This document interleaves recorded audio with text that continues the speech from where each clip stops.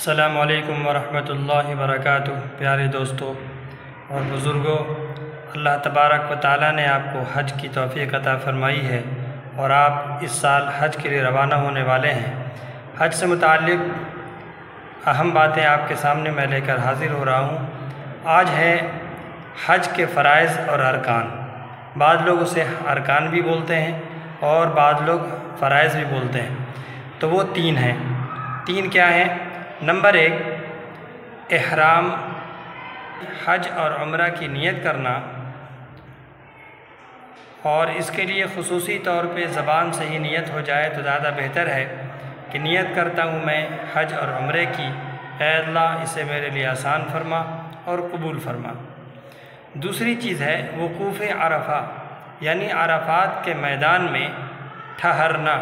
اس کا یہ معنی ہوا، یعنی 9 ذی الحجہ، 8 ذی الحجہ سے حج کے ایام شروع ہوتے ہیں، تو 9 ذی الحجہ کو میدان عرفات میں پہنچنا ہے۔ تو اس کا وقت کون سا ہے؟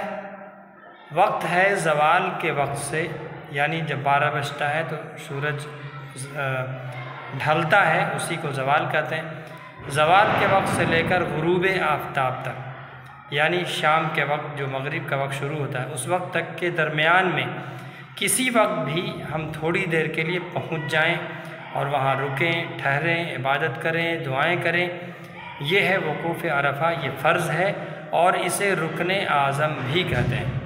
دوستو، اگر ہم یہ رکن اعظم ادا نہیں کریں گے اور ہم نے وقوف عرفہ اگر نہیں کیا تو ہمارا حج مکمل نہیں ہوگا۔ اسی طرح تیسرا ہے حج طواف زیارت، یعنی وقوف عرفہ کے بعد جب روانہ ہوں گے بیت اللہ کی طرف تو بیت اللہ کا طواف کرنا ہے۔ جس طرح عمرہ میں طواف کیا تھا اسی طرح طواف کرنا ہے۔ وقت رہتا ہے، یعنی 3 دنوں کے درمیان میں ہمیں طواف زیارت کر لینا چاہیے۔ اگر ہم نے طواف زیارت وقت پر نہیں کیا تو ہمارا فرض ادا نہیں ہوگا۔ فرائض 3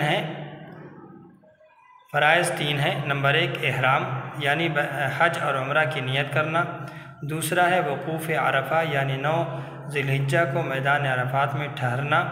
اور تیسرا ہے طواف زیارت، یعنی بیت اللہ کا طواف کرنا، یعنی بیت اللہ کا طواف کرنا کب؟ 10 تاریخ سے لے کر 12 تاریخ، یعنی 12 ذی الحجہ تک کر لینا ہے۔ اللہ تعالیٰ سے ہمیشہ دعا کرتے رہیں، اللہ تعالیٰ ہمارے حج کو پورا کرا دے، اور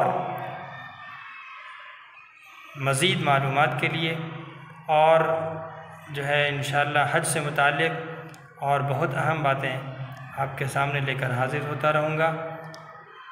والسلام علیکم ورحمۃ اللہ وبرکاتہ۔